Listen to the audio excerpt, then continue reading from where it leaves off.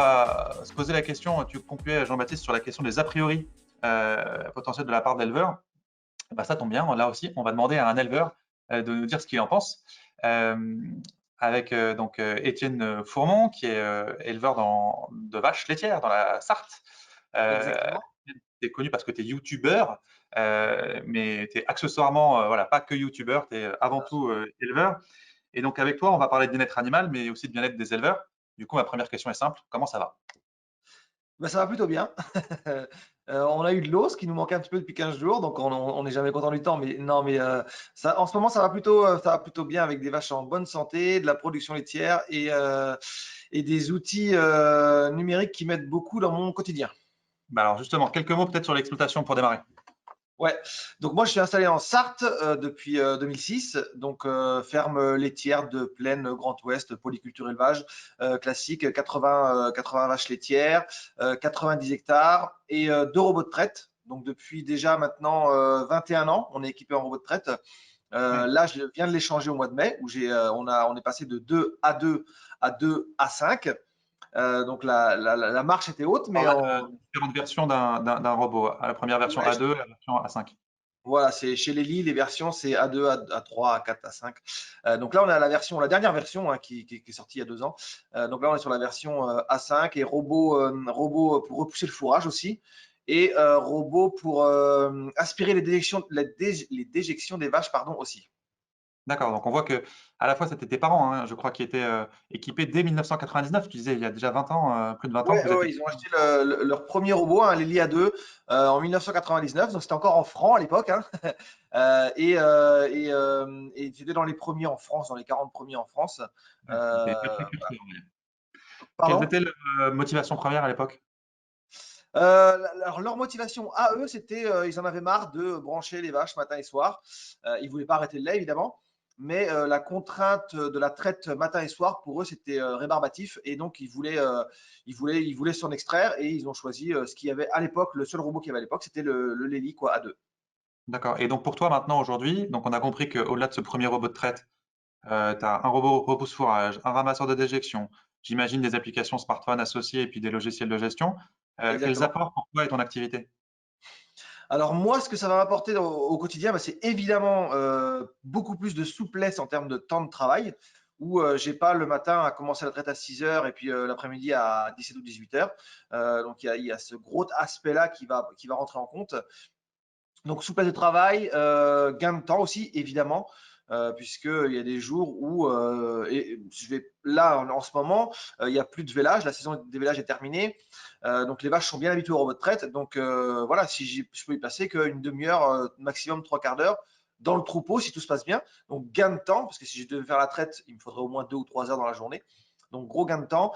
Et puis aussi en termes de suivi du troupeau, plus réactif parce que énormément de données sont collectées sur le troupeau qui m'aident à le piloter tout simplement, soit avec les robots traite Lely, le programme T4C qui permet de gérer le troupeau, ou l'application Synovia Pilote Élevage qui me permet aussi de contrôler mon troupeau, de connaître mon troupeau.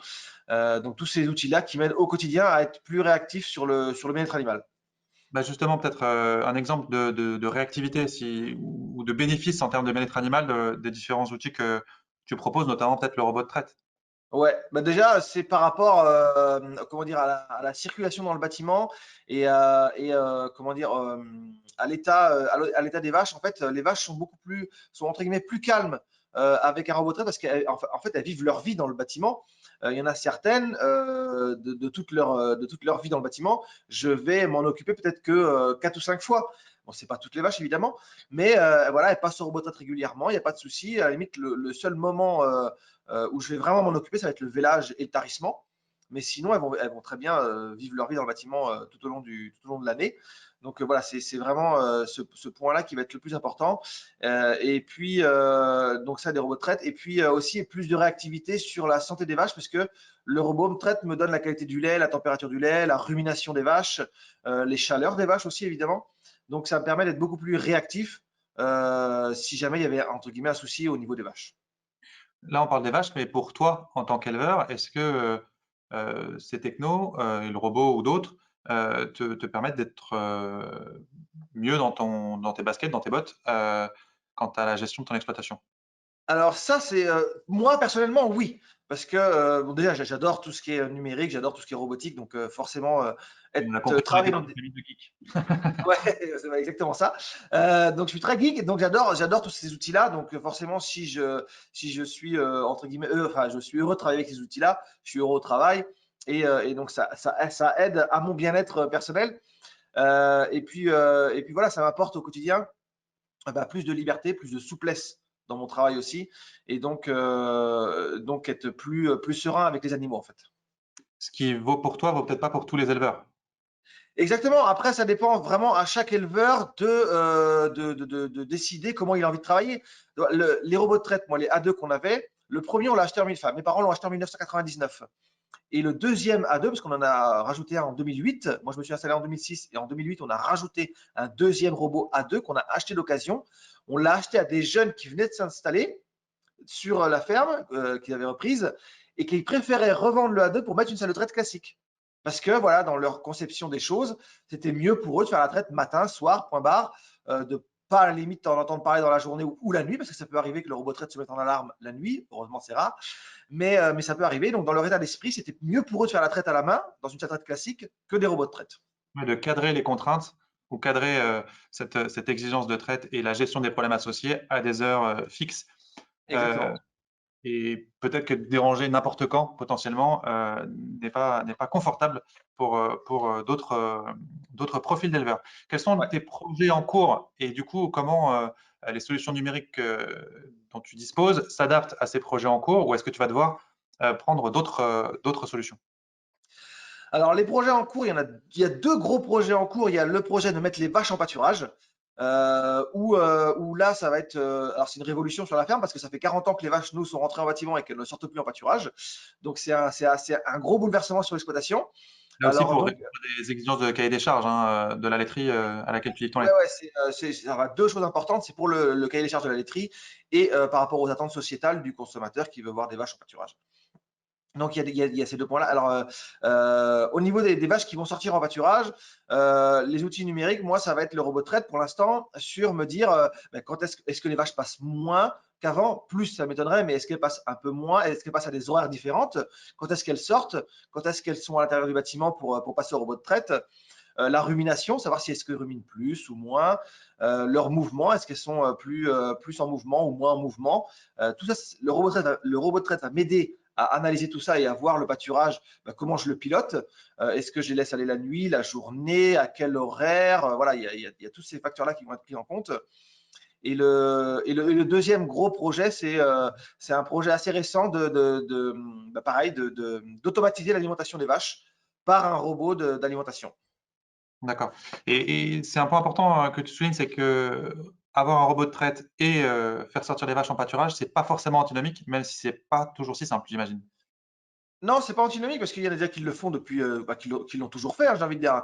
Donc c'est pas impossible, mais c'est vrai que ça demande une autre forme de pilotage du troupeau. Et comme je disais tout à l'heure, chaque éleveur est différent, donc chacun choisit sa méthode de conduite du troupeau comme il le préfère, quoi. Deux questions rapides pour conclure. Trois.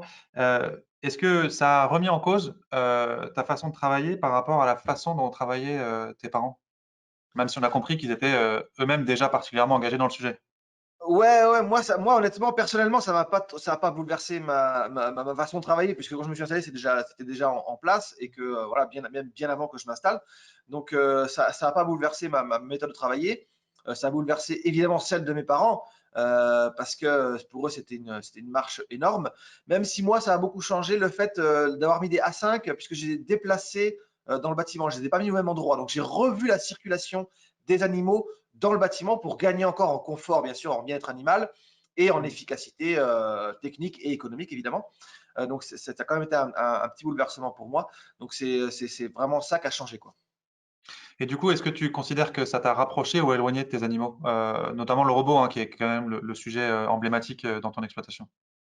Ça m'a rapproché de certaines vaches, ça m'en a peut-être éloigné d'autres. En fait, les vaches qui vivent leur vie, où tout se passe bien, à la limite, je vais pas beaucoup les connaître. Et les vaches, on va dire plutôt à problème, là, ça va plus se rapprocher d'elles parce que je suis plus attentionné sur ces vaches qui peuvent avoir des problèmes soit de boiterie, soit de qualité du lait ou ces choses-là. Ouais. Dernière question avant d'ouvrir, hein, peut-être sur la question de ce pourquoi tu es aussi connu, entre guillemets, si ce n'est du grand public, du public professionnel. On a vu que tu as pas mal d'objets connectés, enfin, en tout cas de robots, de logiciels de gestion, ça génère énormément de données. Ouais. Tu maîtrises ces données. Qu'est-ce que tu en fais? Quelle valeur ajoutée tu y trouves? Comment tu perçois cette question du foisonnement de données et de la propriété, même si le terme est un peu délicat, Ouais. associé? Alors, les données qui sont générées, c'est des dizaines de milliers de données qui sont générées chaque jour par les robots de traite, par le robot qui pousse le fourrage ou par le robot qui aspire les déjections. Donc, bon, principalement les robots de traite quand même, hein. Donc, ces milliers, des dizaines de milliers de données-là, moi, potentiellement, j'en utilise ou vraiment, on va dire que j'en utilise 20% peut-être de ces données-là. Parce que ça génère tellement d'informations que j'ai pas les capacités, je suis pas formé moi pour pouvoir tout analyser, chaque information qui vont être soit par vache, soit par robot, soit pour le troupeau, en fonction des horaires, de la qualité, de la quantité du lait. Et ça génère énormément de données et j'en utilise, je suis sûr que, allez, on va dire à peu près 20%. Après, ces données-là, elles servent aussi à d'autres organismes, contrôle laitier, centre d'assimilation, l'ELI évidemment, qui utilise et qui collecte Fournisseur de robots. les données. Ouais. Donc toutes ces données-là servent même à la laiterie aussi, mais pas que données techniques, hein, données aussi économiques, hein, sur mon bilan comptable, mon centre de gestion. Voilà, on génère énormément, des dizaines et des dizaines de milliers de données tous les jours qui sont utilisées par tout le monde. Et c'est vrai qu'en ce moment, on se pose la question, même moi le premier, de savoir ces données-là, qui les utilise, qu'est-ce qu'ils en font, Oui, mais tu as donné ton accord. Pardon? On a demandé, tu as donné ton accord, tu as donné ton Oui, consentement au partage de ces oui, données. oui. Oui, ouais, j'ai un accord avec alors Synovia et avec Lely sur Data Hub, en fait, qui est un programme qui permet d'échanger les données du contrôle laitier, de Lely Alors, et si tu as donné inversement. ton accord, qu'est-ce qui te dérange? Alors, j'ai donné mon accord parce que je trouve que c'est important de pouvoir échanger les données pour progresser.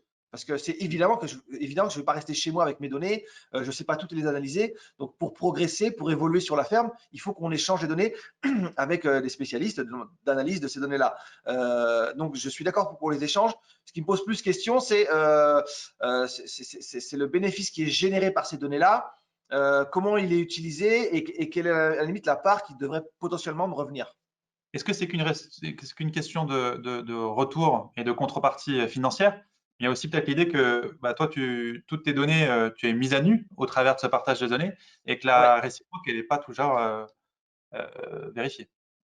Bah, c'est même exactement ça. Alors quand c'est une coopérative, à la limite, j'ai envie de dire Synovia ou Contrôle laitier, on sait comment ça marche, même Évolution, hein, c'est une coopérative d'assimilation, je sais comment ça marche. Ce qui est plus gênant, c'est pour mon client en fait. Mon client qui est Bell connaît toutes mes données économiques, techniques de A à Z sur la ferme.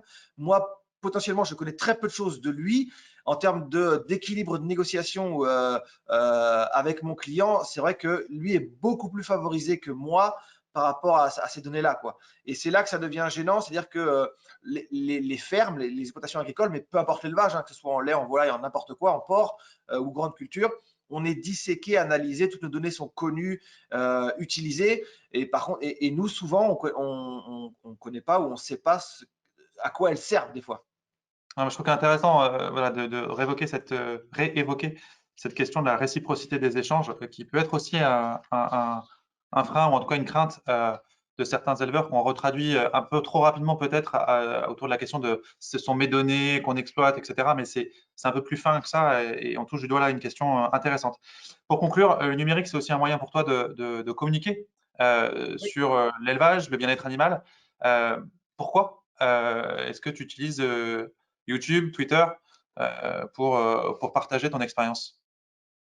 Parce que j'ai remarqué que alors moi j'étais très actif au niveau des jeunes agriculteurs, j'étais très engagé dans le syndicat des jeunes agriculteurs, donc j'étais très actif sur la défense du métier, plutôt sur la partie on va dire économique, hein, puisque j'avais le dossier lait en charge au niveau du département, puis au niveau après de la région et nationale. Donc c'était en étant voilà, en défendant mon métier sur les réseaux sociaux, je me suis rendu compte qu'il y avait beaucoup de gens qui se posaient des questions, du consommateur qui se posait des questions de savoir comment marchait l'élevage, comment étaient élevées les vaches, comment voilà, comment on inséminait, pourquoi on inséminait les vaches, comment on trayait les vaches et tout. Donc je me suis rendu compte qu'il y avait énormément de questions et qu'il n'y avait pas forcément d'agriculteurs pour y répondre. D'organismes, syndicats, interpro, COP, ouais, il y avait beaucoup de monde pour y répondre, mais d'éleveurs, il y en avait très peu. Donc je me suis dit, je vais leur expliquer comment ça marche. Et c'est comme ça que j'ai créé Twitter, Instagram, YouTube pour expliquer mon métier et utiliser aussi les données que je pouvais produire sur l'élevage en termes de qualité du lait, quantité de lait, passage des vaches, horaire, voilà, liberté de mouvement des animaux pour pouvoir défendre mon métier. Voilà, c'est comme ça que j'ai Donc commencé. une autre forme d'engagement après le syndicalisme. Et puis je crois tout simplement aussi que tu aimes ça. Enfin, Oui, oui, clairement, on va pas se mentir, c'est quelque chose. J'ai toujours beaucoup aimé l'échange et dialoguer et montrer et faire de la pédagogie, donc c'est un plaisir de le faire.